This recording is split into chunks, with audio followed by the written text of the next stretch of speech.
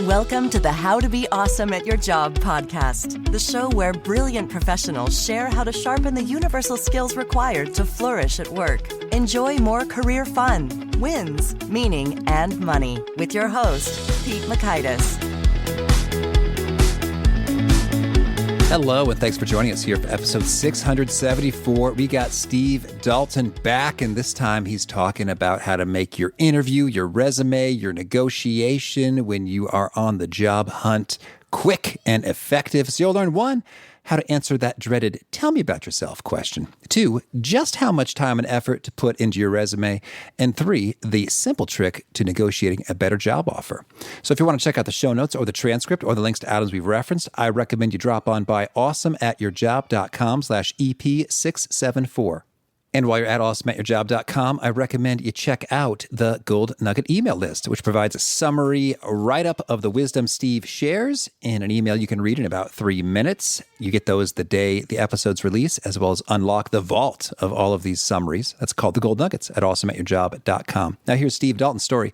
Steve Dalton is a senior career consultant and program director for Duke University's full-time MBA program. He has his own MBA from the same institution and a chemical engineering degree from Case Western Reserve. Steve is also the founder of Contact2Colleague, a corporate training firm that helps organizations increase retention, drive sales, and develop internal expertise by teaching their employees to proactively and systematically build better professional relationships. Big thanks to Steve for sharing his wisdom with us. And big thanks to our sponsors. Check them out. One sponsor to check out is Bamboo HR. I love owning my own business, but I do not love doing government compliancy things. HR is hard, but Bamboo HR is easy. Bamboo HR is a powerful yet flexible all-in-one HR solution for your growing business. Wrangling benefits, onboarding, performance, recruiting, reporting, vacation time, trainings, oh my, can take hours. But with Bamboo HR, it can take mere minutes. Setting up a demo account is ridiculously easy. I didn't have to coordinate calendars to schedule a demo with a sales rep. Nope.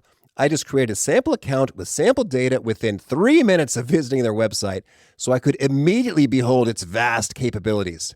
The software is genuinely beautiful in its breadth and simplicity. No wonder 34,000 companies trust Bamboo HR with their HR needs.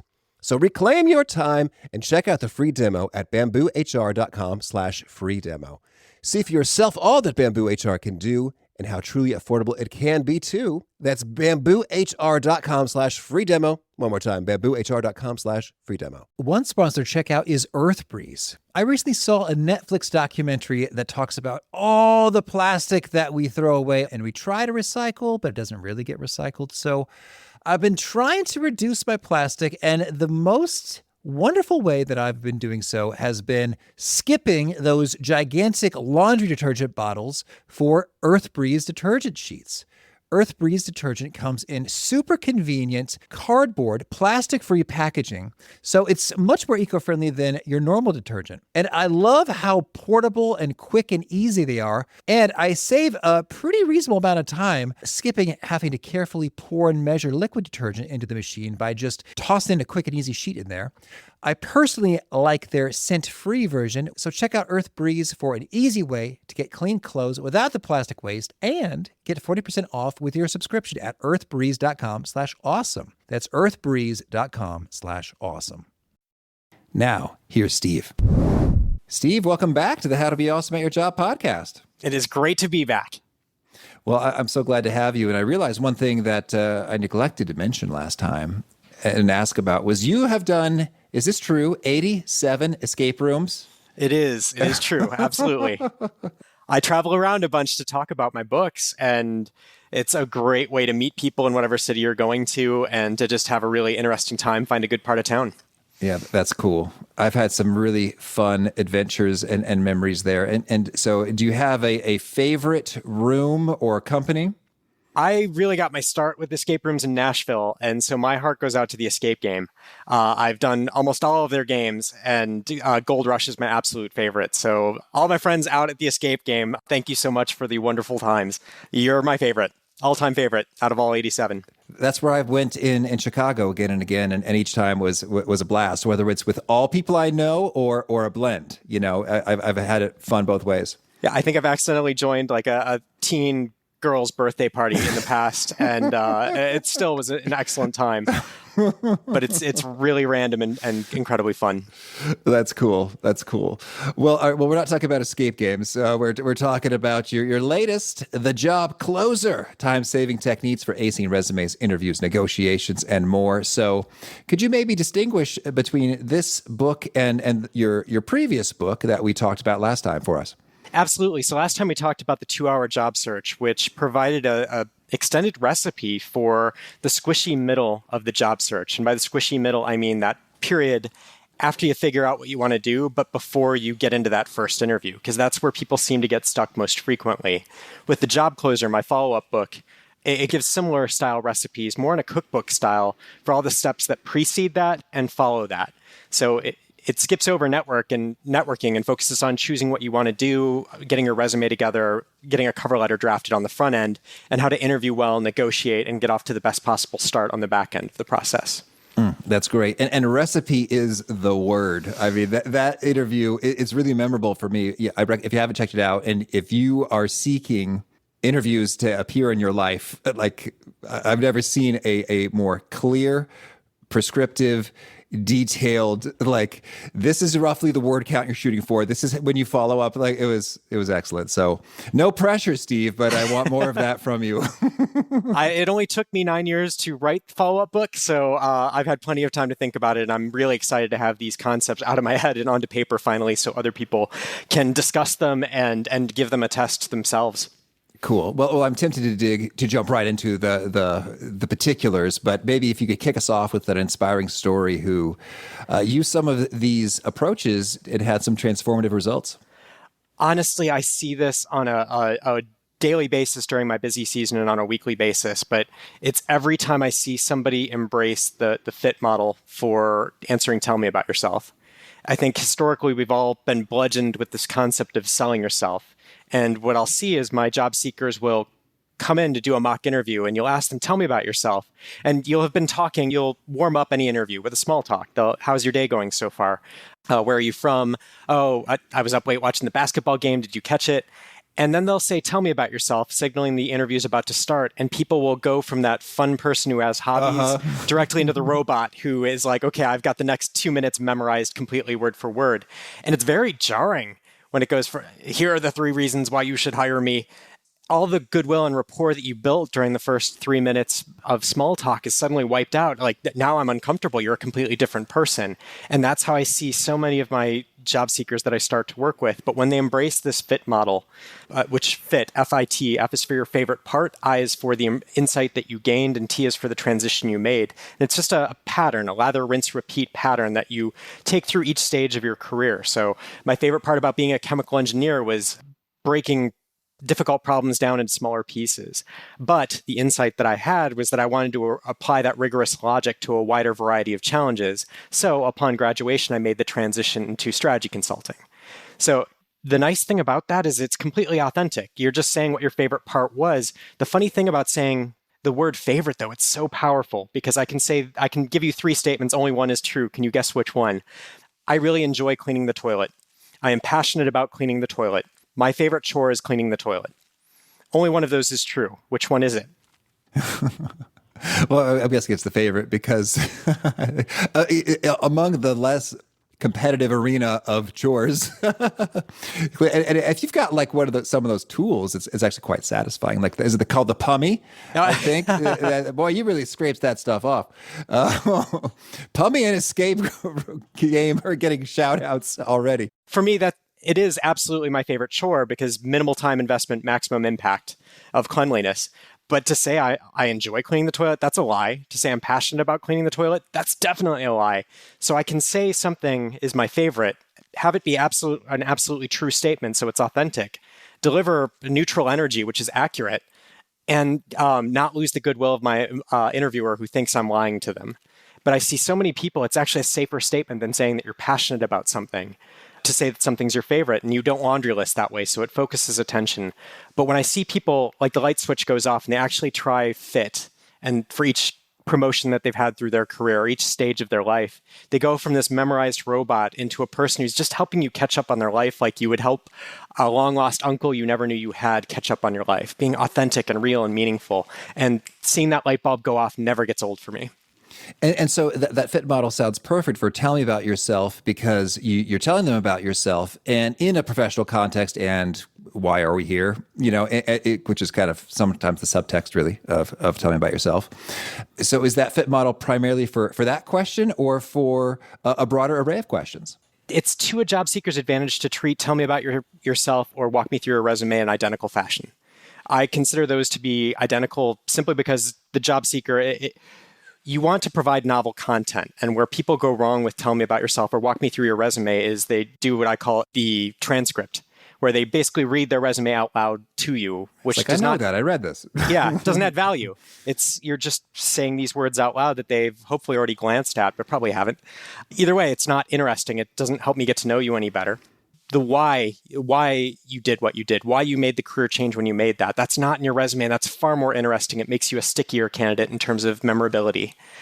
So getting away from what you did and more into why you did what you did, that's really helpful. The nice thing about favorite is it's a great humble brag. If you say something's your favorite, you're going to get credit for being good at it. If you say you did it a bunch, you don't get credit at it the same way from an interviewer. Right.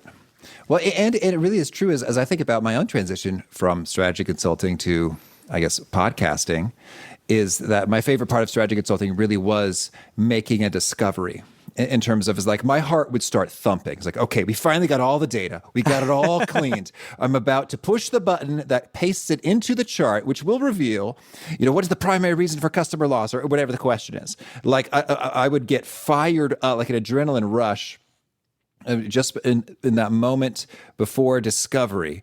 And then it could say, oh, this is really fun to dig in. And so as a podcaster, it's like I get to do that in rapid fire. It's just like new guests, new questions, new discoveries. I didn't have to spend 3 weeks cleaning the data before I got there. Cleaning data. Your energy for it is palpable, though. Absolutely, I 100% believe you. And that's so critical, is maintaining that authenticity and trust with your interviewer. Because so much of interviewing is back solving. Do I like this person or not? And then finding the data that justifies why I do or don't like you. So keeping their goodwill is huge. And so tell me about yourself to me is like a spoon when every other interview question is like a fork. It serves to transition you away from small talk into the content of your interviewer. So it's a gentle transition question away from chit chat to sell yourself. It's a nice, easy introduction to you making an argument for yourself. That's cool. Okay, well, we jumped right into the tell me about yourself question. Maybe let's rewind a bit to, let's hear resumes. Oh my gosh. How do we think about them? How much time should we put into the resume and the cover letter? And let's just start from square one. If you've read the book, you're familiar with Ed's 3-hour rule, and I can't stress this enough. It's so neat and tidy. So Ed's 3-hour rule is this, and this is after my boss, Ed Bernier. He says that assume your job search is going to take you 100 hours of time. Don't spend any more than 3 of them on your resume. Any more is too much, any less is probably not enough, but it signals how unimportant in the grand scheme your resume is. People so badly want to believe that if they put in enough work on their resume, they may not have to do this networking thing, which is really what I wrote the Job Closer to do, to help people get back to the more meaningful activity, which is networking, as quickly as possible. But Ed's 3-hour rule, basically in 3 hours, you can get to what I call good resume status, error-free and have some accomplishments, basically bullet points that serve as a cheat sheet for your interview. These are the stories you're prepared to tell because they are your greatest hits. And if it's intuitive to you, you can add results and quantify them. But if not, error-free is going to be okay. The Ladders did a study where they found that on average, hiring managers were spending 6 seconds per resume. They hooked their eyes up to eye tracking software. And the shocking thing was when they looked at what these hiring managers were looking at, they found what they were looking at were where you went to school, where you worked, what your job titles were, what your dates of employment were. The unifying theme between all those items, they are things you can't change. But that's not the stuff that people stress about when they do their resume. They stress over the bullet points. I need to wordsmith. Should it be managed or supervised? And that doesn't really matter. They only spend on 1.2 seconds on average reading all of your bullet points combined. So really focusing on getting it error-free and objectively correct is going to be good enough for most job seekers most of the time and save you hours and hours of anguish and hundreds, if not thousands of dollars of hiring coaches to disagree on what a perfect resume looks like. Okay, certainly. So let's just say we're spending 3 hours there. And so that's enough to collect the facts and make it true and accurate and error-free. Anything else we should be doing with those 3 hours in particular for our focus? I think the best way to look at it, again, is as this greatest hits or a cheat sheet for your interview. In your interview, you'll be asked a lot of what are called behavioral interview questions, which tend to begin with, tell me about a time when you did something, led a team, failed, collaborated with others. And you'll need to have a 2-minute story, a CAR story for challenge, action, result. There are a few different formulations of that. I like CAR, it's the simplest one. So each of these bullet points should represent one of those CAR stories, those 2-minute stories you're ready to tell that demonstrate why you were better at the job than the person who had that job before you was. So it's not about listing responsibilities. It's about highlighting what you did with those responsibilities and why it was uniquely good. That's really the right way. You're going to have to do that before an interview anyway, come up with those stories. My recommendation for maximum efficiency is think of those stories while you're writing your resume. So it is a cheat sheet for you. You don't have to do double work. If you make special bullet points just for your resume, usually people list out their responsibilities, and responsible for ... is a giveaway sign that it's a terrible bullet point that anyone else who had that job could list. So it's not a differentiator. But you're going to have to go back and think of those 2-minute stories later. If you just put responsibilities in your resume, might as well get that work done up front. Think about those kernels of experience, that 1 week or that 1 month where you did something excellent. And that should be your bullet point, not your overall responsibilities. Mm-hmm. Okay, well, that's the resume. And cover letters, do they matter? And how should we do them? Oh, cover letters sometimes matter a lot, and they sometimes don't matter at all, and you never know for whom they matter. Yeah. So my recommendation is acquire that skill, learn to write them well. That way you don't have to worry about what a particular employer considers their importance. So the technique that I recommend for this one is called RAC, for reason, anecdote, connection. And it's the same technique I actually recommend for answering the why questions that you'll get in your interview. Why do you want to work for our company? Why do you want this role? Why do you want to work in our sector? That same technique can be ported over to a cover letter, because ultimately that why question is, why should we interview you?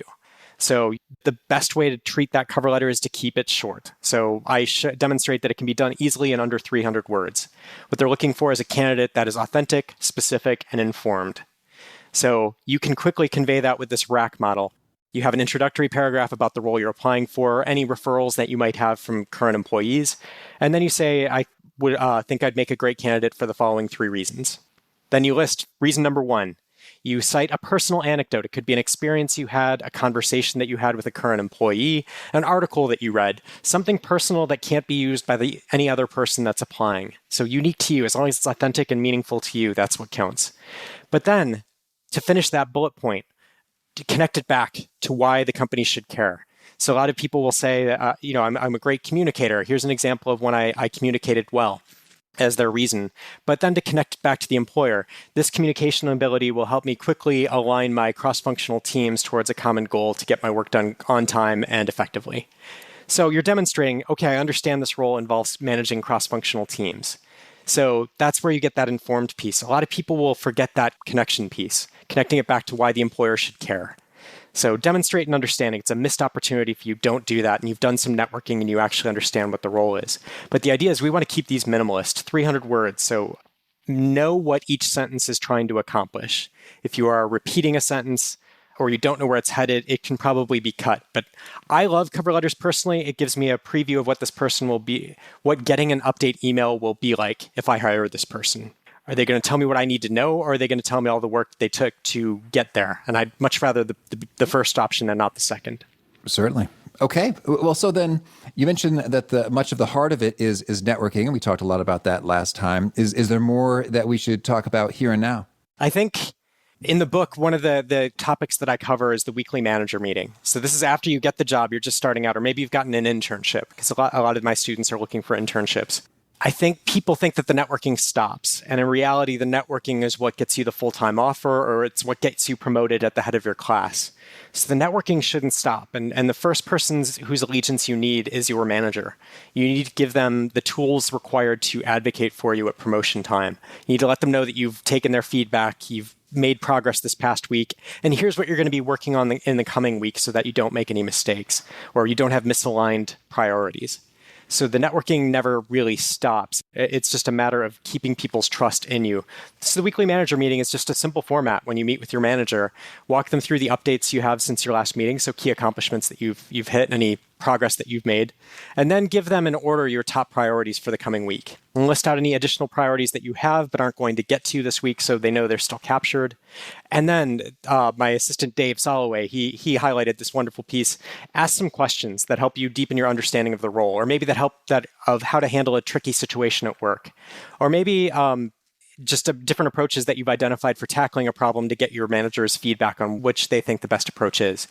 Asking for mentorship is an incredibly likable behavior. When you allow people to give you advice, it's back to that Ben Franklin effect. You can build a relationship more quickly if you allow people to help you multiple times instead of if you try to repay favors.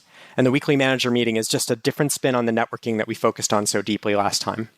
Mm-hmm. And so then I think part of it then is making sure that you get that weekly manager meeting and that it appears that it's on the calendar and it doesn't get push. So any pro tips there?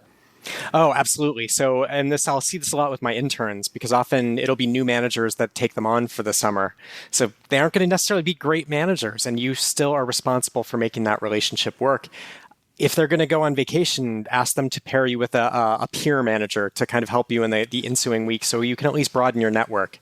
My intern manager, when I was in business school, he actually left the company shortly after I finished my internship. So he was kind of looking for his way out, and I still had to find a way to get enough people to say my name in that room when they made decisions on who got offers at the end of the summer. Thankfully, it worked out. But it's terrifying when you think that your manager knows what you're working on and is engaged. And if they are canceling your weekly manager meetings, that's a reason to sit them down, ask them, are these meetings too frequent? Would you like to meet less frequently? Is there another way I can keep in touch, keep you up to date on what I'm working on? But really, you want to start broadening your network outside of just your immediate manager, so you're not beholden to a single person to advocate for you when you can't ever be certain that anyone will. Mm-hmm. Yeah, that makes a lot of great sense. And so then any pro tips on how to have those conversations with other folks within the organization? Absolutely. That ties back to one of the topics we discussed last time called the Tiara framework. So setting up coffee chats and getting to know them. These are going to be a little bit more personal, whereas Tiara framework informational meetings were a bit more rigorous and methodical.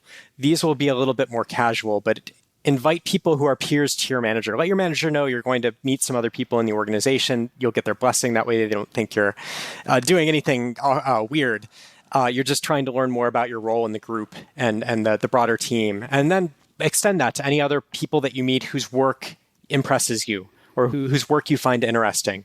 Not everybody will take you up on your offer, and that's totally fine. But the people who do take you up on the offer will appreciate your proactivity. It's just so hard to demonize someone that you've shared a meal with or you've shared a coffee with. It's hard to kind of not look out for that person. So you humanize yourself in their eyes. You learn from them. You use that time not to sell yourself, but to extract as much knowledge out of them as you can while also establishing that rapport. But the only thing you need to do really is loop your manager in that you're going to be setting up coffee chats with other people. Usually they'll be happy to hear that because it'll only make you smarter at your job. Mm-hmm. That's cool. All right, well, let's talk about interviews then. We've hit the first question nicely. Tell me about yourself. And we've got a bit of a framework with the CAR, the challenge, the action, the result. So can you share with us, are there some nuances, extra tips, or key questions that you could demonstrate this in action? I mentioned that the same template that I use for cover letters is the one that I recommend for answering why this company. So let's jump into that one because collectively, tell me about. I call a subset of questions the big four. Those are tell me about yourself or walk me through your resume. Same question, in my opinion. They'll only ask you one or the other. That usually comes first in most interviews, and it's usually followed immediately by why do you want to work for us or why do you want this particular role. The other flavor of that you might receive is why do you want to work in consulting? Why do you want to be why do you find the autonomous vehicle space interesting? So why this sector is the fourth question of the big four. You can use the same rack model for any of those three variants of the why question. And where I see it helps people is typically when I am mock interviewing job seekers and I'll ask them, why do you want to work for this company that you're about to interview with? One of the reasons they'll invariably bring up will be, you're the market leader in blank. And, this, everybody looks up to you. You're the most well-regarded company. And they'll just kind of restate that point 3 or 4 different ways and then move on to their next point without actually saying anything of value. And without actually helping me understand, like, what do I get out of this? I'm, as the company, am the ultimate customer in the room. So is this a win-win? It sounds like it's just really good for you, the job seeker. So the way that I would recommend attacking this would be have a reason, your market leadership position. So now we need an anecdote to substantiate why that's a true statement or why it's meaningful. So for me, it might be, I've worked at a variety of companies from tiny startups to larger Fortune 100 organizations.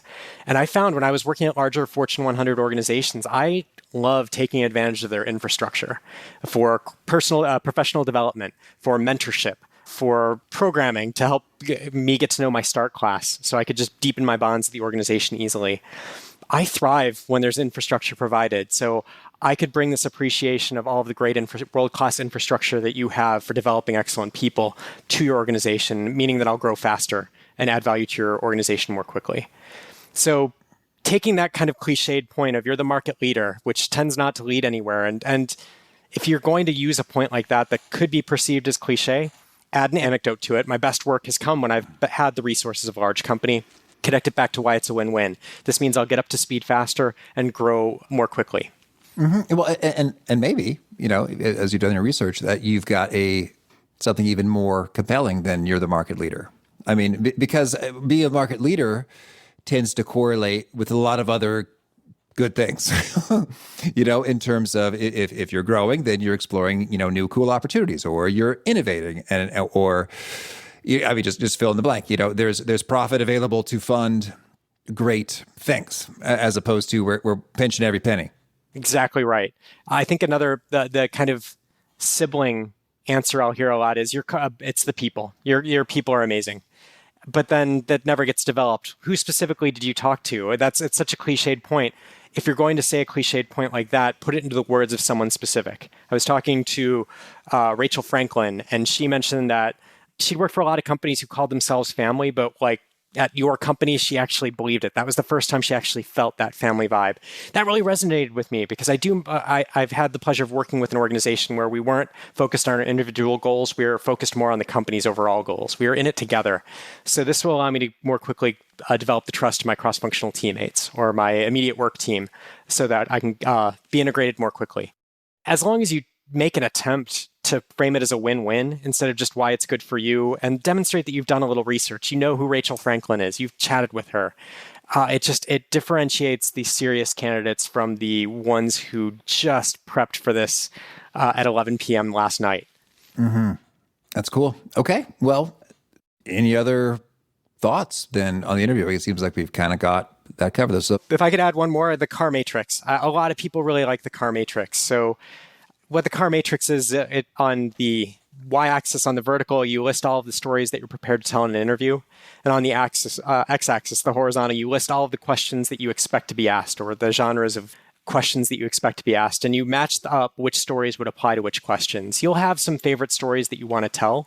So just knowing what variants of popular interview questions you can use your favorite stories for helps you deploy them in the most effective way, because a lot of interviews aren't longer than 30 or 45 minutes. It's really important to get your best stories out there as quickly as you can. Having a strategy helps.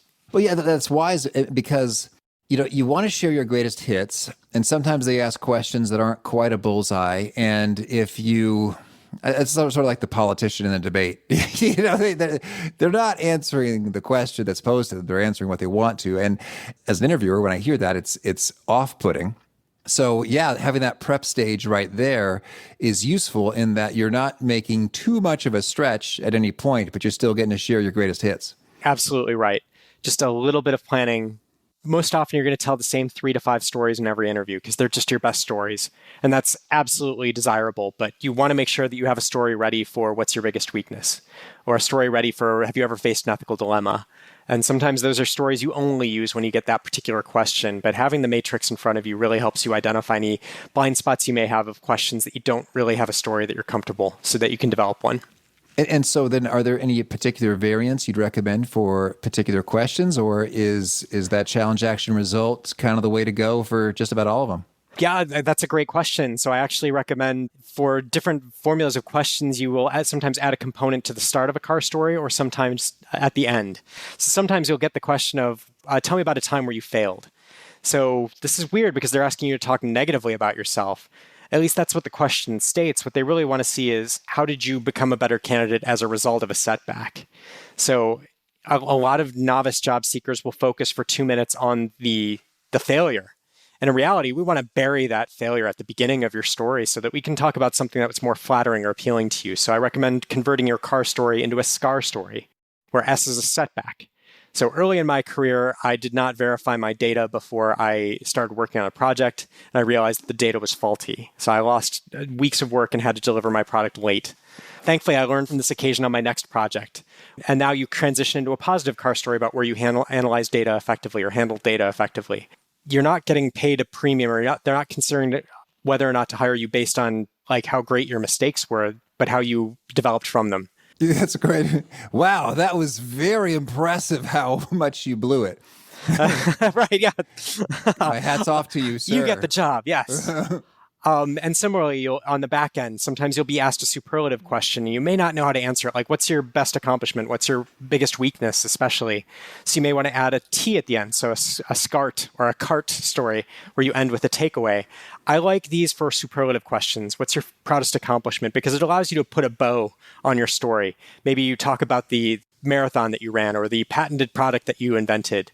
But at the end, you can say, you can include a takeaway, which just finishes it on a nice note. The reason this is my favorite accomplishment is because, and that revisits, as you said, the question that they asked in the first place. So even if you're not sure the story truly answered their question, you can find a nugget. You've had a minute and 45 seconds to refresh your memory on that story. Find a little nugget in that story that applies directly to the question they stated, and you can add a takeaway at the end that rewords their question and states how your story is applicable. Or it just highlights, here's the reason why this is such a superlative experience for me. Mm-hmm. Okay. Well, now let's talk about negotiation. Oh, absolutely. Well, first of all, should we negotiate? Or is that rude? Absolutely. If I hire 10 people and only one of them tries to negotiate, that person's getting my most important project.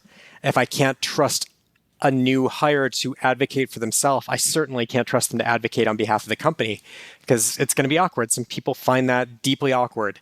I have to hope that the person who advocates for themselves is going to be best able to handle the negotiation on behalf of the company as well. So absolutely, yes. There's a great research study I've just dug up that shows that when you accept the first offer you receive, you make the person who extended the offer doubt whether it was a decent offer. So they feel like a sucker. Maybe I overpaid you. Why did I do that? Yeah, it's true. Negotiation actually helps reassure them that they made an appropriate offer. So it makes both parties happier. A lot of people don't realize that by negotiating, you're actually making yourself and your counterpart feel better about the decision to hire you. Yeah, I guess that's true. Like if they say, hey, this job pays 120 grand, you say, awesome. They go, yeah, wait, I'd feel dumb. Should've. Yeah. Oh, gosh. Yeah, that's cool. Although I will say that as the employer, I feel great that I've pleased people. It says something about my personality in terms of, oh, cool. I'm so glad that you feel gratitude and appreciation. But that also makes me think, although I probably could have gotten away with paying you less. Absolutely. It's terrifying. Nobody likes to think they've been taken. And yeah, you think you're trying to be like, I don't want to minimize conflict and minimize waves by accepting whatever they give me. I don't want to take that 0.5% chance that they'll rescind the offer. There's a lot. Well, has that ever been happened in the history of mankind? I don't know. Maybe somewhere, but I don't know. It is kind of an urban legend more than it is a reality. Typically, when I hear about it in reality, the very rare case where I hear about it in reality, there were extenuating circumstances. The negotiation was presented in a very unprofessional way is typically the most common reason you would hear that. So as long as you're not... Steve, you're going to have to pony up a heck of a lot more cashola for me to even... This offer is ridiculous. Yeah. That's where I hear that urban legend come to life. It's something generally pretty deeply inappropriate. But if you're just asking, and so I teach something called the pre-negotiation call in the job closer. I'm kind of amazed nobody else had kind of come up with the concept or named it. but it's made life so much easier for my job seekers at Duke. Basically, don't negotiate in your first call to talk about the offer. The pre-negotiation call is a non-negotiation call. It's a free information gathering call for you if you've just received an offer. And it consists solely of you going line by line through the offer, asking this question over and over. Do you have any flexibility around blank? Salary. Do you have any flexibility around signing bonus? Do you have any flexibility around vacation time? And if they say no, that means no. If they say, we don't have that much, that means yes. So make a note as you go through line by line on the offer where there's apparent flexibility.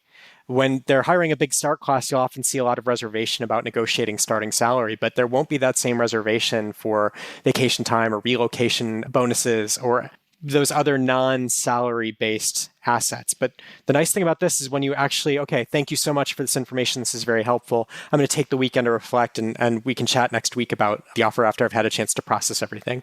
And now you can negotiate on only the items that you know are in play so that you don't run into that brick wall of trying to negotiate on salary when this company can't negotiate on salary with you. That helps you kind of take the awkwardness of hitting a brick wall out of the equation and you can focus on a more productive conversation. Mm-hmm.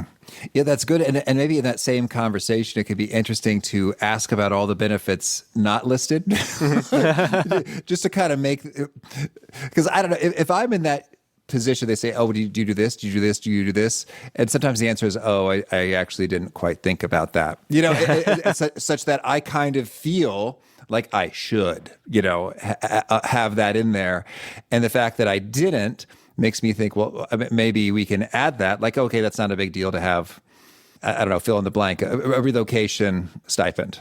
But I hadn't considered that, and they brought it up. And so now, but then if I say, oh, no, you're bringing up lots of good things that maybe should have been in the offer that are not, and I'm saying probably no to all of them, I feel a little bit of a tug, like I should probably make a concession elsewhere if I keep, stiff arming no on all these pretty reasonable requests that are found in many other offers.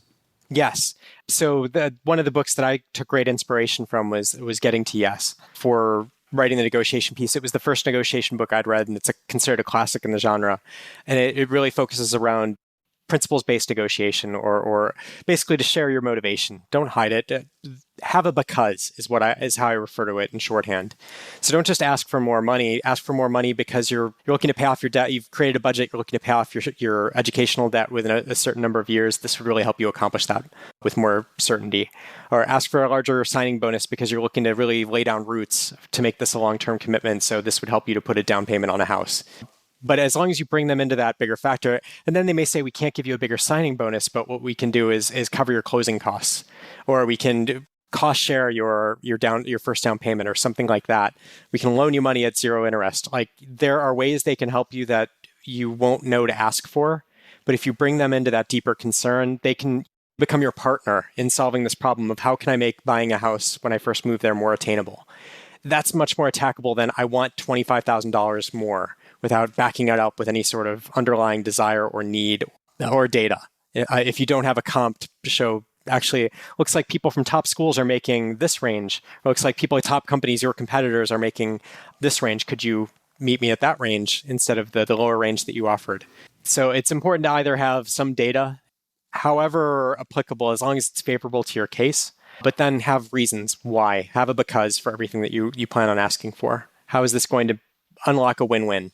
Okay. Well, any other choice tips or phrases that you love in negotiation?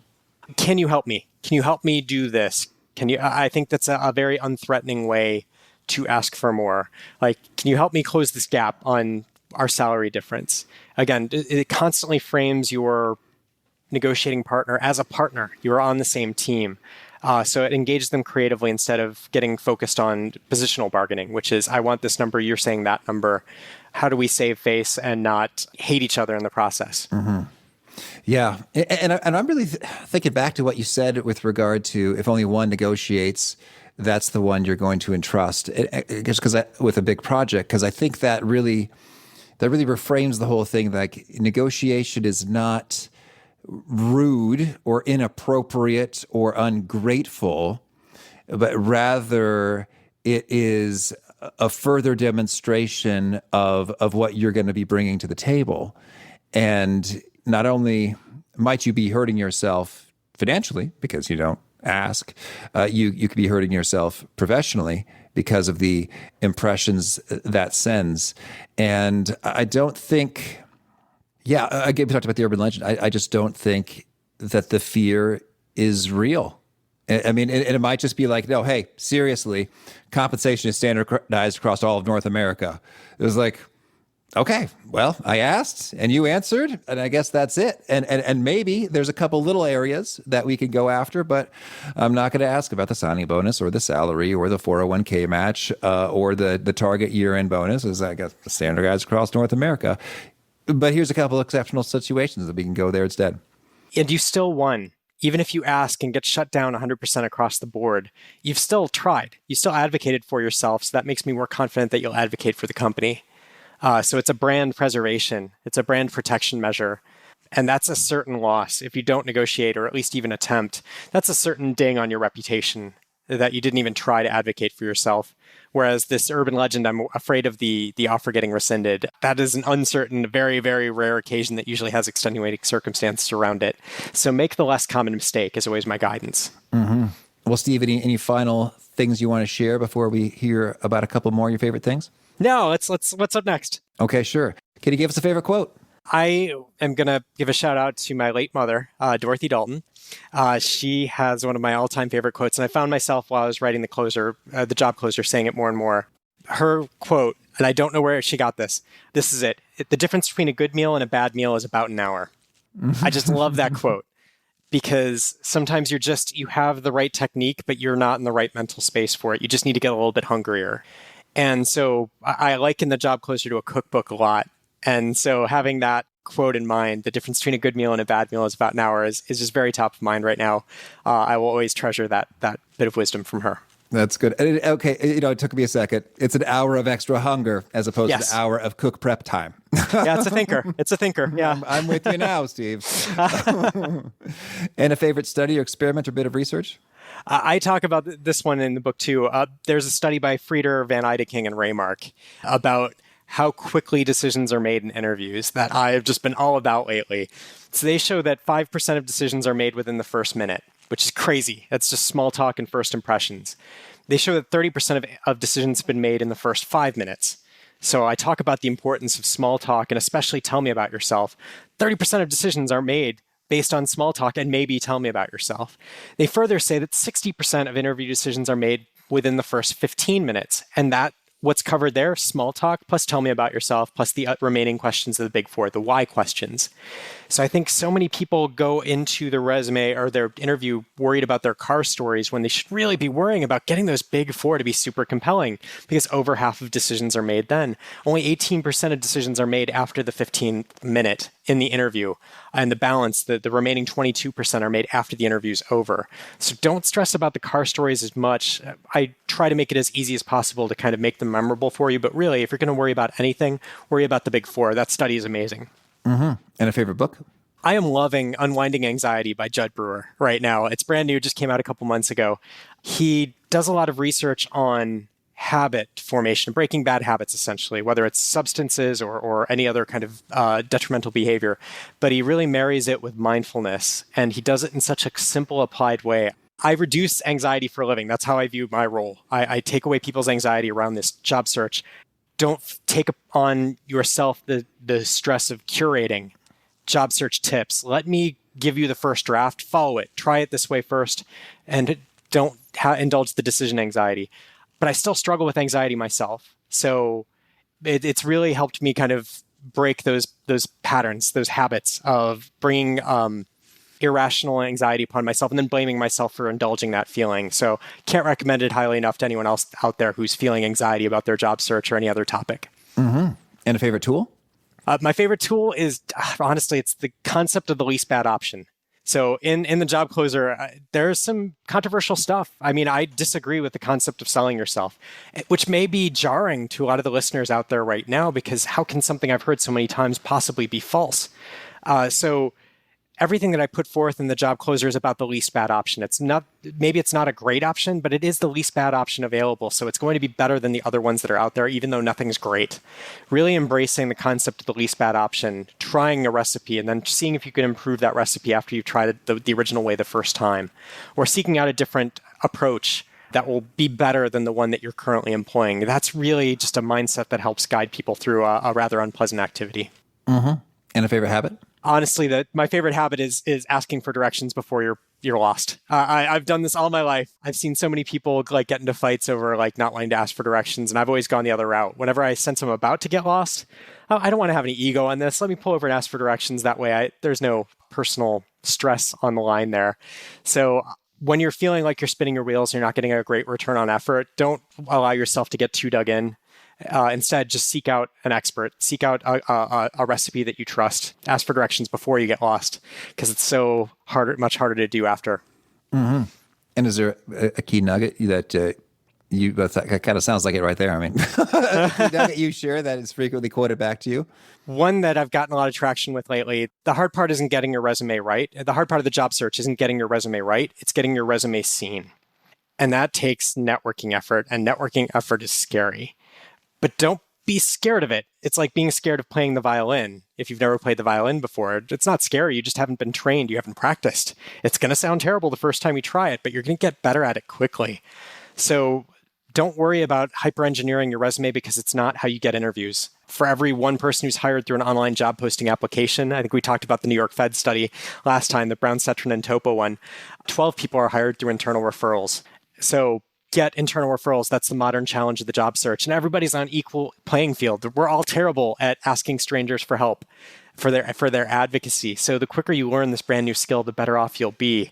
Even those people who come in and you think they have perfect networks for this, very rarely are they exactly relevant. And if they are relevant, great, they have an advantage, but that's a small minority of people. Most people don't. Embrace networking earlier, because the hard part isn't getting your resume right, it's getting it seen. Mm-hmm. And if folks want to learn more or get in touch, where would you point them? Fastest way on Twitter at Dalton_Steve. You can also find me at thejobcloser.com for the new book. And the place that I'm most active is the 2-Hour Job Search LinkedIn Q&A Forum LinkedIn group. So if you're active on LinkedIn, look up the LinkedIn group, the 2-Hour Job Search Q&A Forum, and you'll find me there. There's about 7,000 of us currently. I'm on there several times a week answering questions, trading ideas. It's a good time, so please join me. Mm-hmm. Beautiful. Well, Steve, this has been a treat. I wish you much luck and your students as well, as they're closing bunches of jobs. Thank you so much for having me back. It's a pleasure as always. I really love Steve's distinction there associated with the word favorite. His favorite task is cleaning the toilet for a very Steve Dalton-y reason, if I may, because of the efficiency, the return on that time. And likewise, you may very well not have a passion for that part of the job, but it's kind of enjoyable and it is your favorite, and thusly you're not lying, and it really helps cement that story, give it some color and be truthful and resonate. I think that's a grand little language distinction I think I'll be using again and again. Hope you dug it as well. Again, the show notes, the transcript, and the links to items we've referenced can be found over at awesomeatyourjob.com/EP674. Hope to catch you next time, and peace. Thanks for listening. To get the most out of the show, we recommend 2 key things. First, check out the extra resources at awesomeatyourjob.com. You can find this episode's transcript and links, as well as the perfect episode for your situation. You can search the full text transcripts of hundreds of episodes or explore episodes tagged by topic and competency covered. Second, subscribe to the podcast and get future episodes automatically. You can subscribe by telling Siri and several other smartphones and speakers, subscribe to the How to Be Awesome at Your Job podcast, or by tapping subscribe in your podcast player of choice. If you'd like some extra help figuring out podcasts and how subscriptions work, visit awesomeatyourjob.com/subscribe for guidance. Hope to catch you on the next episode of How to Be Awesome at Your Job. Work takes up most of your time. That's why you should use Stamps.com to save time with your mailing and shipping. Stamps.com will simplify your postage needs and add valuable time back into your workday, so you have flexibility to focus on more important things. Stamps.com can handle your mailing and shipping needs with rates up to 88% off UPS and USPS. Send invoices, checks, certified mail, packages, and anything else you need to keep your business running with Stamps.com. If you sell online, connecting with every major marketplace and shopping cart is easy. Plus, you can schedule package pickups through their dashboard and automatically see your cheapest and fastest shipping options from different carriers with Stamps.com's Rate Advisor. Add more flexibility to your workday with Stamps.com. Go to Stamps.com/program to sign up for a special offer. No contract, cancel anytime. That's Stamps.com/program.